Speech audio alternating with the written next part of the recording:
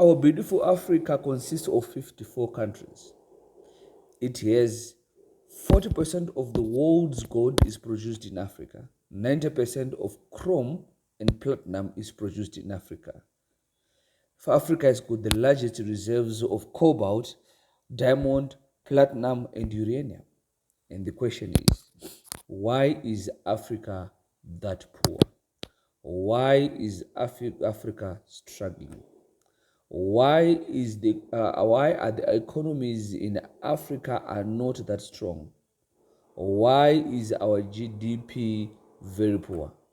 Those are some of the questions that the world does have towards Africa, because Africa, it is one continent that is very rich in minerals, and it is very rich in terms of farming, yet it is poor today. That is a $1 million question that many people have been asking about Africa. Let's then identify some of the challenges that are affecting Africa itself. In Africa, there's too many wars. Instead of focusing on production, instead of focusing on improving economies, people are always on wars, either because of the cultural, political differences that people do have. They resort not to diplomacy but to war. And war affects economies, war affects development, war affects production. Secondly, there is the issue of poor corporate governance. In Africa, as long as we do not have proper systems, and as long as those systems as well are not followed, which means we will not be in a position to produce and able to improve our economies. Thirdly, corruption. In Africa, in some of the countries in Africa, was the highest level of corruption that is actually leading to inflation and able even to poor revenues, because most people, especially in the political leadership, intend to focus on fattening their pockets, which then lead to high level of poverty, high level of unemployment. Some countries actually reach the level of 95% of unemployment. As well, lack of unity of purpose. We realize that when people are not united, and if they're divided, they fall, they do not win, but they do lose.